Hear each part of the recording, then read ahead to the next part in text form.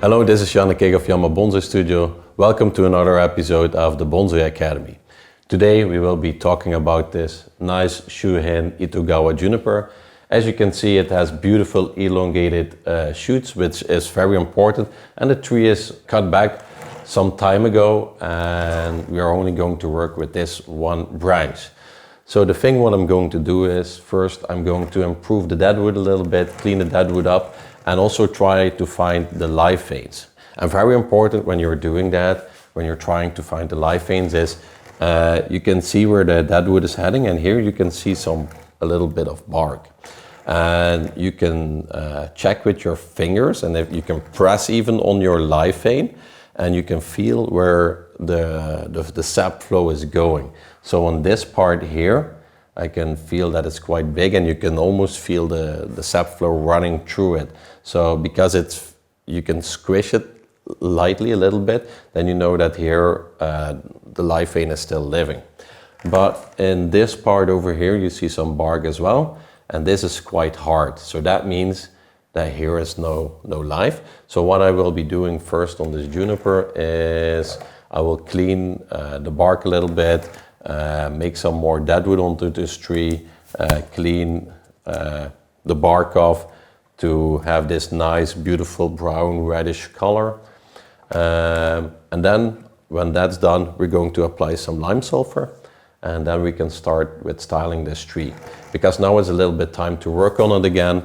I'm going to tell you a little bit about setting up the branch structure and what we'll be doing with this tree to make a more compact tree, as you can see.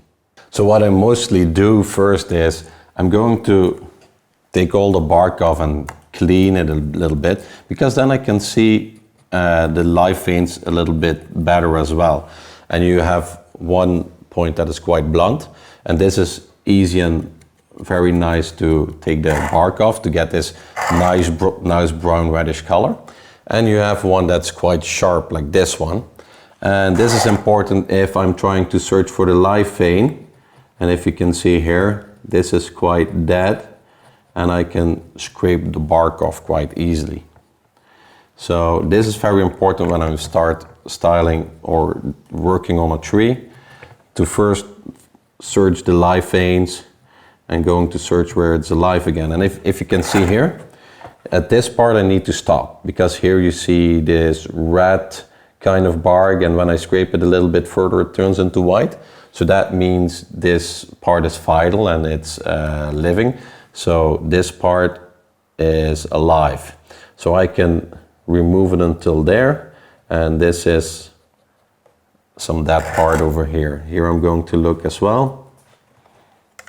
Here we can still scrape some bark off.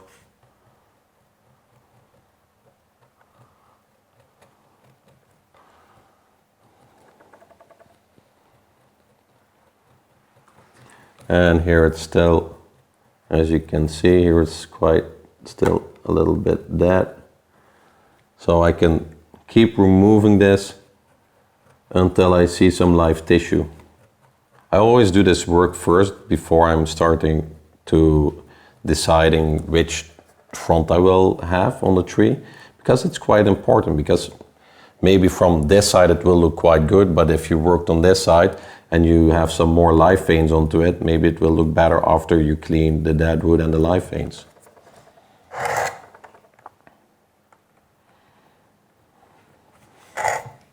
See how many that bark there still is?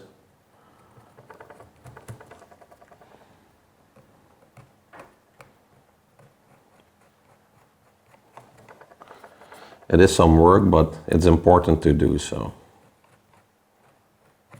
What you also can do is you can also use this tool to scrape it off like this until you find some living tissue. This works a little bit faster, as you can see.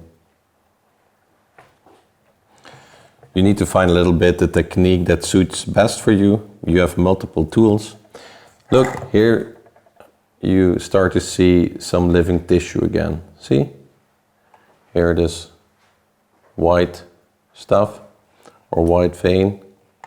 So until there we can stop, but it depends, because you can always improve a tree and you can add more deadwood to it. By adding more deadwood to it, you give it more structure in it, because the lifevein will get bigger and expand, and then you will get like these lines into it, so that you have like a smaller line here and it goes bigger and bigger and bigger. And every year you can add some more deadwood on this piece, and you create a smaller lifevein. Like you can remove a piece over here and from the other side. And then the year after, the callus or the cambium will grow and get bigger, and then you can remove a little bit again. So your lifevein, like here, will swell in this side, and your deadwood will create a very beautiful structure.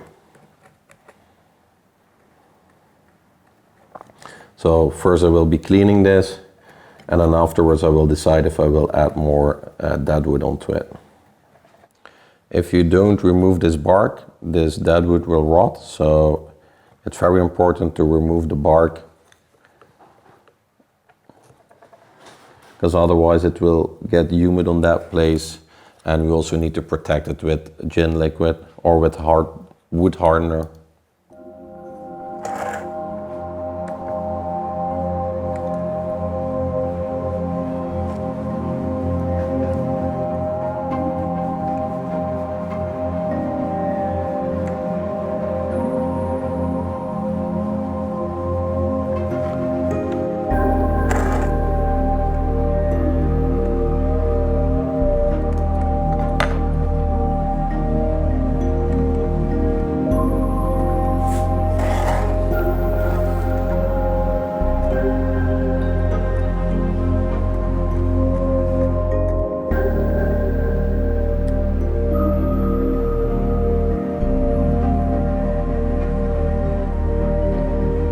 So now we're finished with searching for the lifevein, and as you can see here, a lot of that bark was removed. This was completely dead. And what's very interesting is that a tree will always search for the shortest way to survive. So if you can see here, this goes quite straight until here. The tree has movement, but you will always see that the lifevein is going to search for the straightest part. Now, when we've done that and we've searched the lifevein, because now we see we have a very big lifevein, we are going to search or make the lifevein just a little bit smaller as well. And some deadwood pieces are still quite big, and we are going to refine them. And how am I going to refine them? By using this root cutter, concave cutters, knob cutters. These knob cutters are round, and that's quite easy when you need to break something. You can go in every edge and you can just peel it off like that. So that's quite interesting. By doing this, we create extra depth into this deadwood. So this is quite important as well. Then also gin pliers. These are Japanese supermarket pliers, but they're quite easy and strong. I like them better than the smaller Japanese one for bonsai. And then also this one to press in here and to remove this deadwood, so we can create more depth inside of this part. As you can see, we can roll it out and create more depth. Then when we have done that and created more depth and created more natural part, then I'm going to use this sandpaper to clean the bark. So when we do this on the bark, then we create a more smooth surface, and we will have like a more brown reddish color. This is what they also do in Japan when a tree goes in an exhibition, so that you have a very nice contrast with the white of the deadwood and the brown reddish of the bark of the tree. Also, what they also do in Japan sometimes is they use like a reddish kind of lipstick, also for exhibition, to give a much more beautiful contrast as well. So this we can do afterwards as well. I'm going to start with the deadwood, and we work our way from bottom to the top, improving the deadwood, creating a little bit more movement, more depth into it, and then I'm going to clean the bark. Afterwards, we're going to clean the deadwood, make it wet so we can apply gin liquid.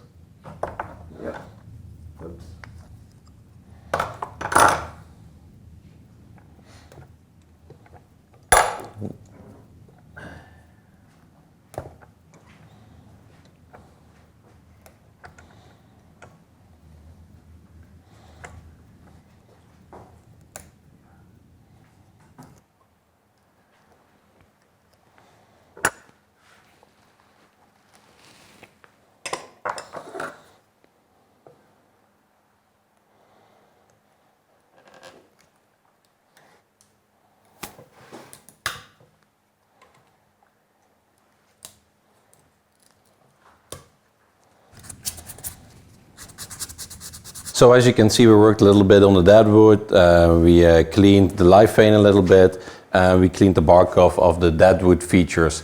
So now we're ready to clean the deadwood, and what we will use is water, toothbrush, and this nylon brush, because it's quite hard and nice. What you need to do is, you need to clean these green algae from the deadwood, what's very important. So, because when you do this, the deadwood will not rot away. Also, the water will go into the deadwood a little bit, and then you can start to apply what's called lime sulfur, and that's this yellow stuff. It's how do you call it in English? It's lime sulfur, and it's a natural product. So this will prevent the deadwood from rotting, but also to give it a nice white color. The only thing is, here we have some new deadwood, and the water and the lime sulfur will not apply very well on it, so it doesn't give the same texture as this deadwood that's already older, because water and lime sulfur will penetrate in it much easier. So what we will do is, we have some acrylic paint, and I will add some in the lime sulfur, just a little bit. If you want darker colors, you can use like ink or something like that to give it a more natural grayish look. With junipers, I like to have a more whiter color, so that's why I use the acrylic paint. Okay, so we're going to mix it very well, and we can apply this later. What I'm going to do now is clean the deadwood, and you always need to work from top to bottom, because of the green algae that we have on here, they will run down. So if you start working here, it's not a very smart thing to do, actually.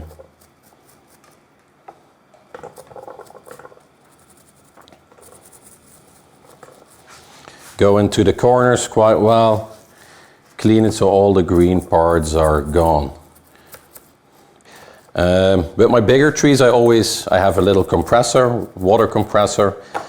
I always try to save some trees, so that I can do a few, and then I use my compressor to clean them. It works a little bit faster and easier. Go into every corner and edge. That's very important to do so.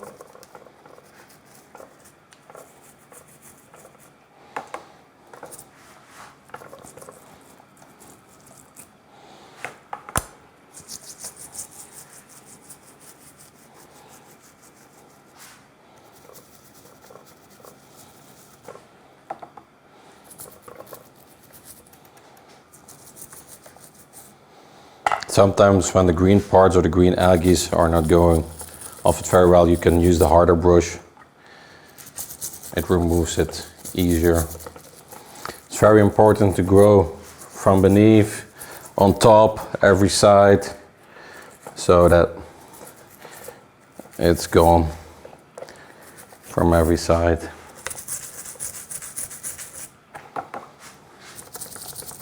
Afterwards the tree will be quite wet, so then you need to let it dry a little bit so the deadwood will be moist, and that's the right time to apply the gin liquid or the lime sulfur on the tree. When that's done, we can decide which front we're going to use and what's the most attractive front for this tree. So we have cleaned the deadwood now and all the green algae are gone. The deadwood is moist and is going into the wood. What's very important, so that the lime sulfur is also going into the wood. So now I will be applying the lime sulfur. What I use is always a few sets of brushes in different sizes, because the deadwood also have different sizes.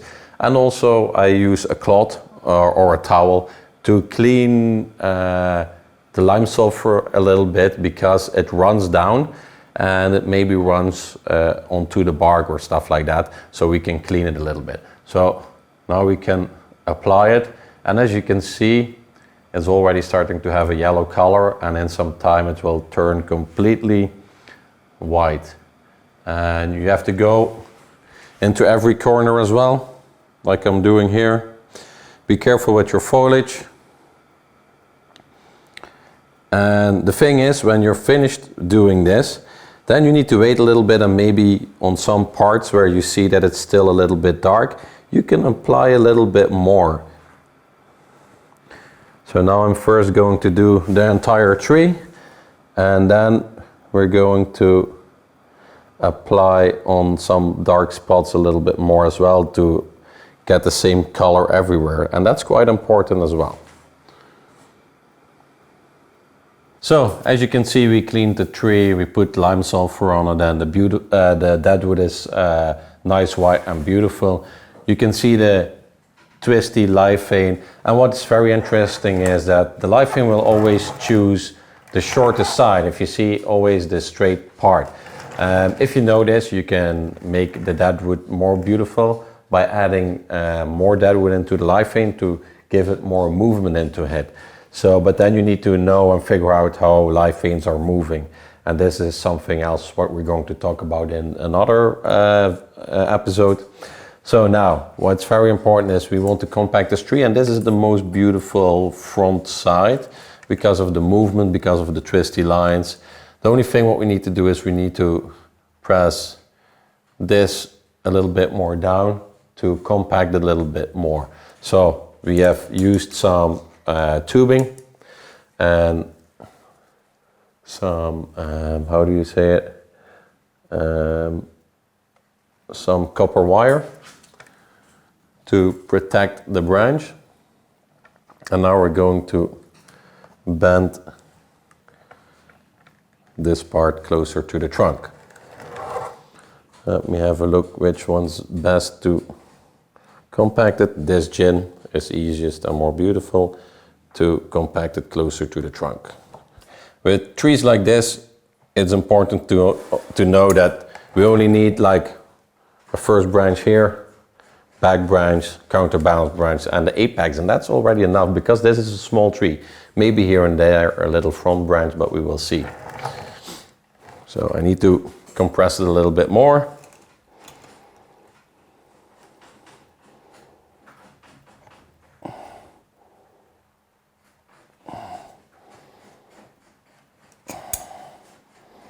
As you can see, the tree is already more compact.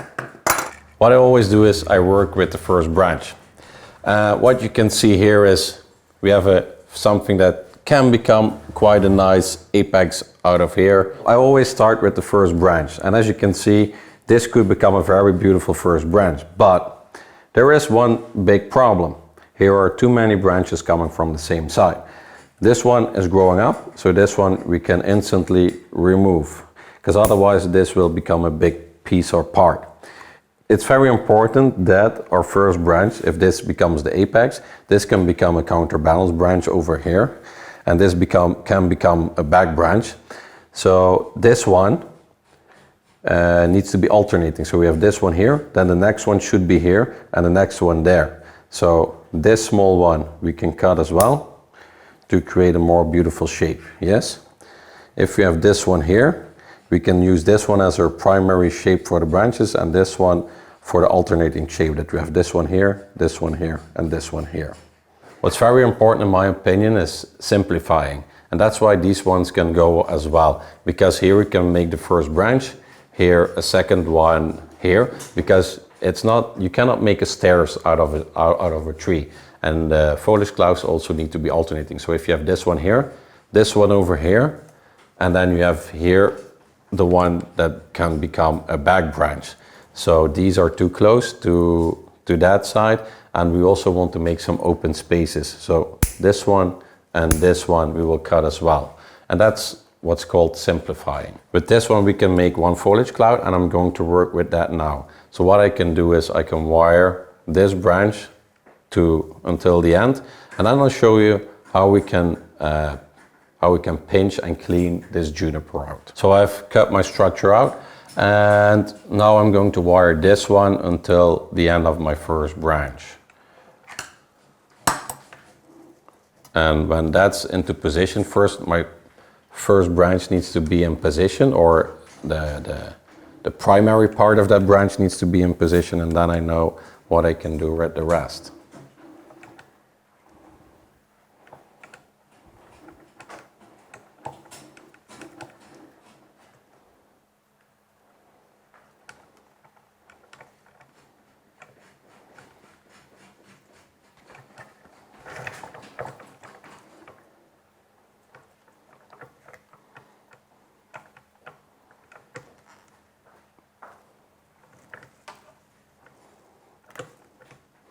All these small shoots that are in the armpits we can cut as well.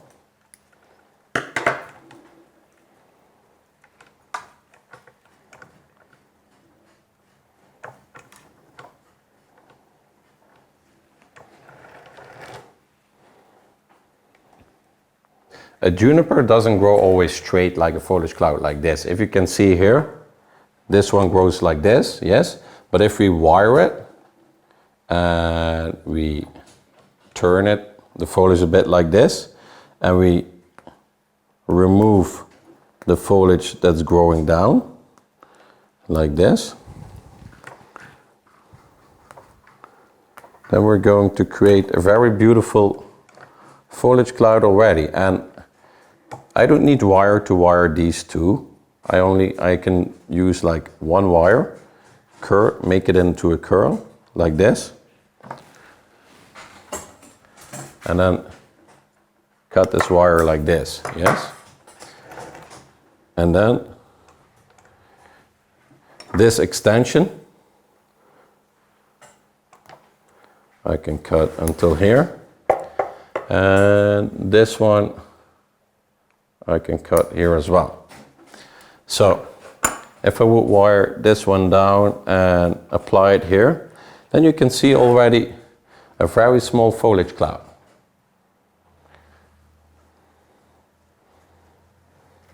What I then need to do is, this one needs to go here, this one here, and these here. And then I made one small beautiful foliage cloud. And that's how we work our way up until we're finished. So we have wired and shaped out the first branch. As I showed you before, we've cut some branches away and we've used alternating branches to create this beautiful shape. What's very important is that you style your branch like this, rounded, and like this with volume. Now we can do the other one, and it's very important that we have open spaces, so that's why we've cut these branches as well. So we have the first foliage cloud here, and then we have one that we're going to wire over there. But what's very important is you see foliage everywhere, but here the most important foliage grows to the direct sunlight. And we can make a beautiful foliage cloud by twisting the branch into the right direction, as you can see, and then we know which ones we need to use. So these are growing down, and these I can just pull away to get a more interesting foliage cloud shape. Also, this one is too elongated, and we can cut it back until here. And if you check this, I already created one foliage cloud. If we do it the same with this one, these ones are growing down like this.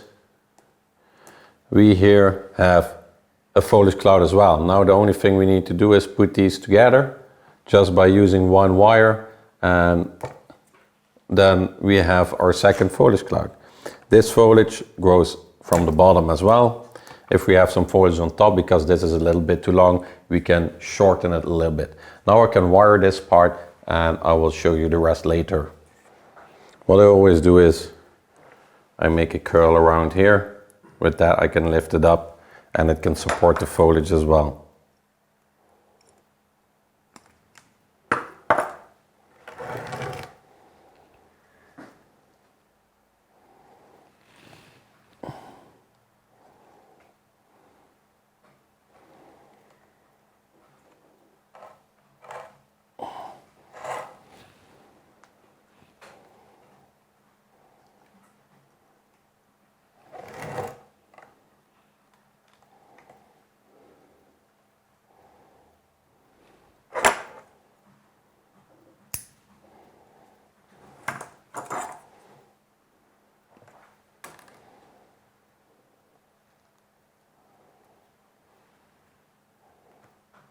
So now we've styled this foliage cloud and this one needs to become shorter in future, but because we will compact this one and if new shoots will grow here, we can cut this one back so we have a foliage cloud over here.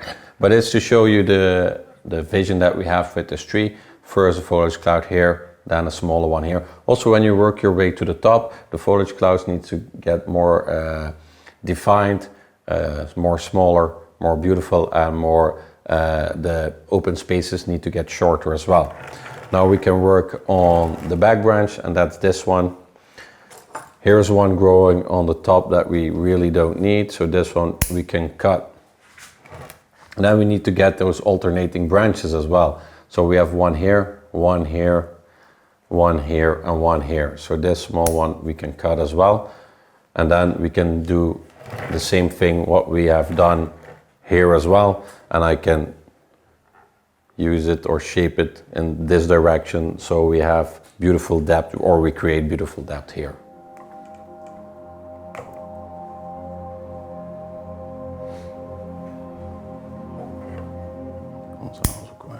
So now we have our first branch, back branch, great depth.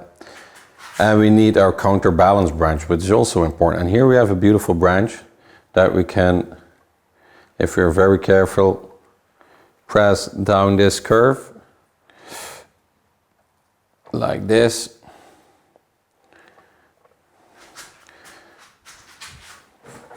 And then I can wire so we can create a balanced branch over here. And then we create a little apex over here. This branch can grow out over there. Here we have our another back branch. Here are some shoots that are coming from armpits.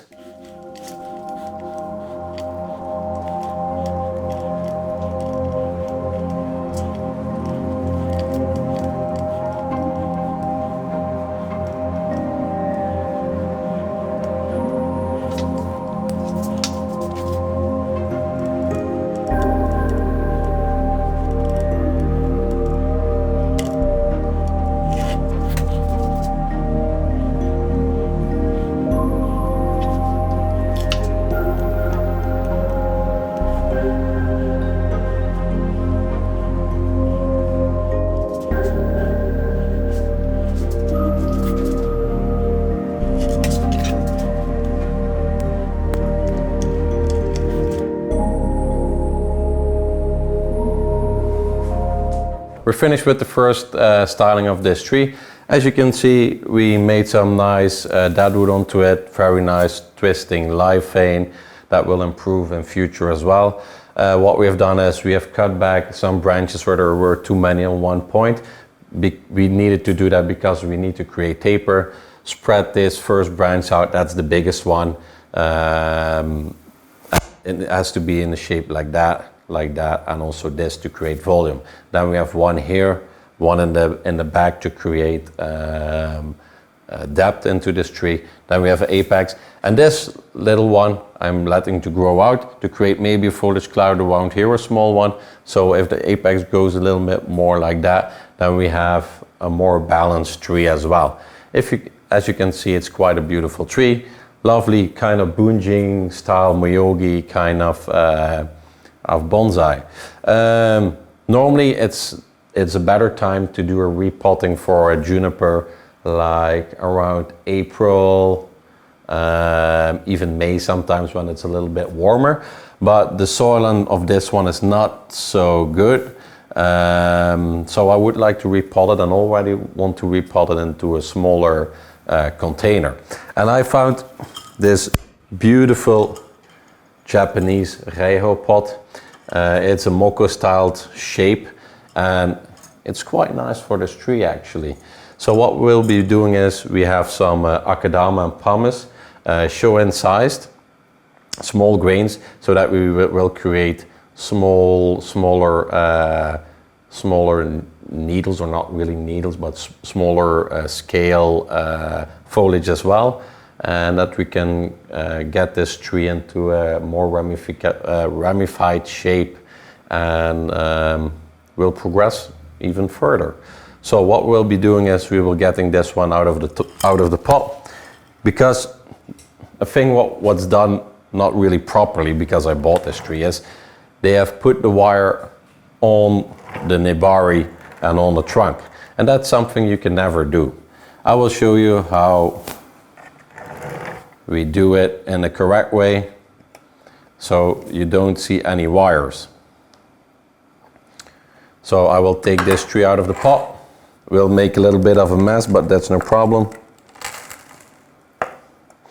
I think the last owner just put it into this container to let it grow a little bit. Maybe it wasn't growing that well or something, I don't know.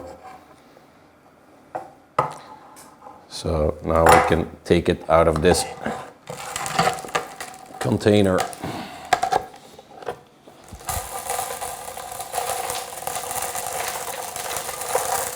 As you can see, they have put it into a bigger pot to let it regrow again. And the tree was growing very well.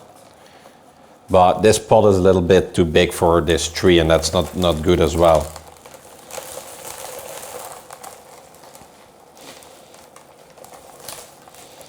So normally it's not the right time to repot junipers now, but I have a greenhouse and I can keep it nice and warm in there. So that's a good thing. Always with junipers, you cannot completely take the middle part out, because this is quite important. Okay.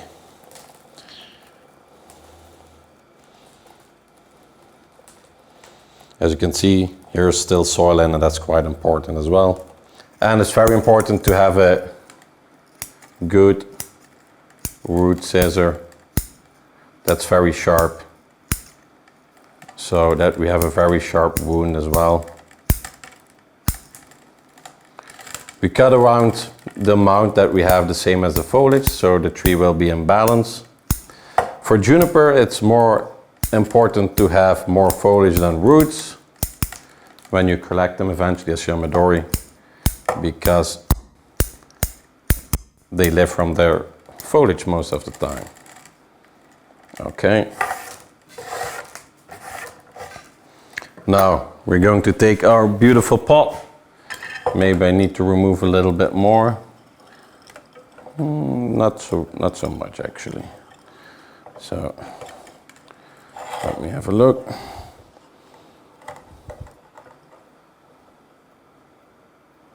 That will look quite nice.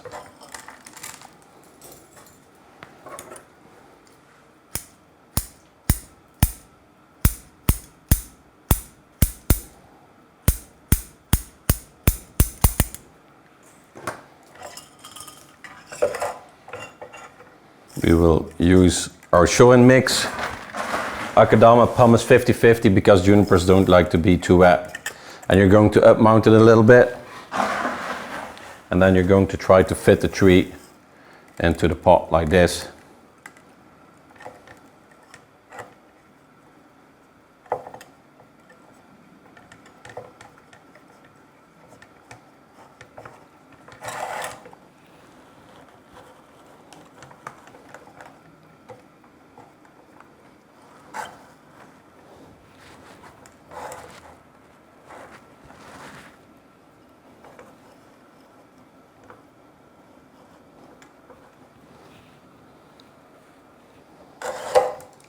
How does this position look, you guys? Some extra soil.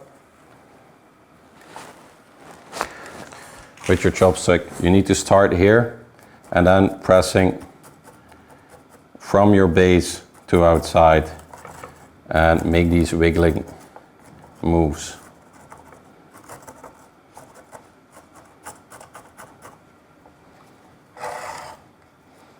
And go all the way around.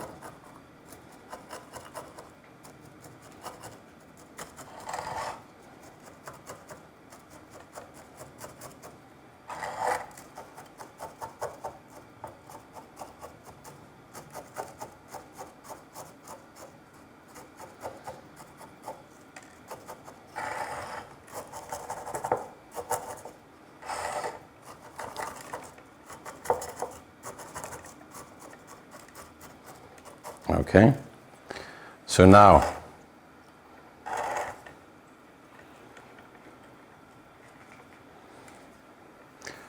normally I use these chopsticks to press in here so you cannot see the wire, but here we have a nice location to put the wire against it and to hold the tree tight like here.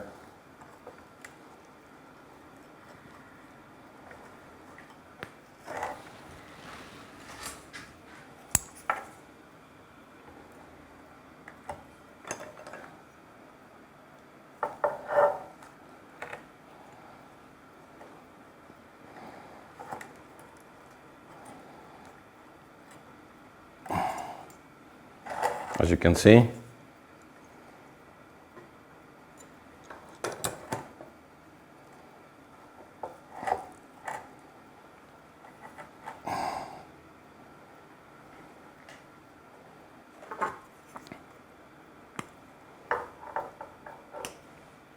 cut it here. Then we need to find a solution for over here. And here we can probably use a chopstick. So I will press a chopstick around here, cut it more or less around here.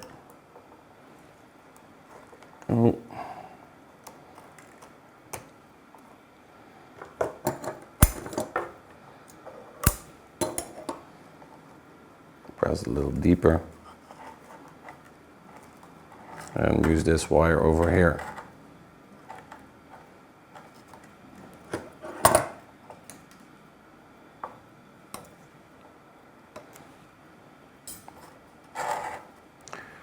Then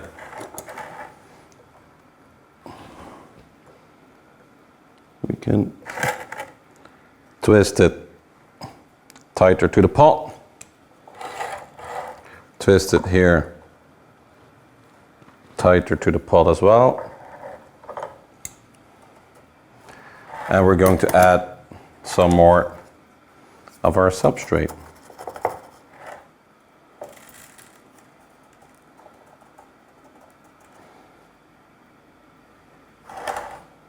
Okay, now we can do it a little bit more here as well. We can cut it, press down, cut it, press down, and as you can see, the tree is stuck to the pot quite well. Here's a root coming out. We can cut it so that it looks nice and neat. Here as well, here's a deadwood we can cut away as well.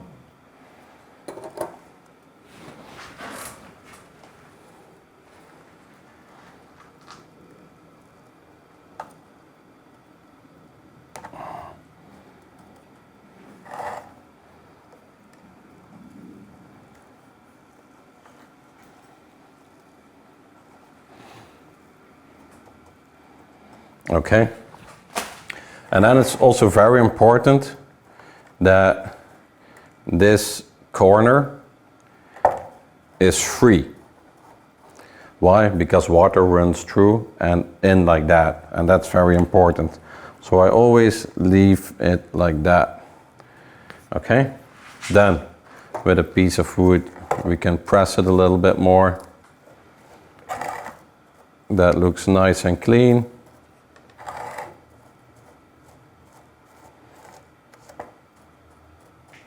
Okay, so this looks now nice and clean. Now we're going to top it off a little bit with some sphagnum moss. This is that it doesn't stay too dry. And also sphagnum moss is very good because it produces some kind of tea.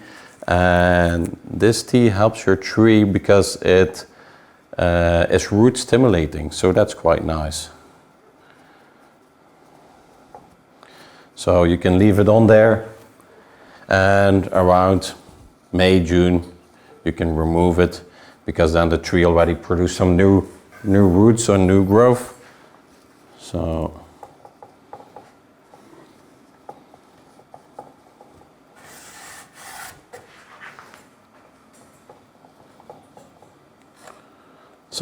this is already a good start for the beginning of this beautiful bonsai. Repotting is like heart surgery, so you need to do everything carefully and quick and in the right time as well.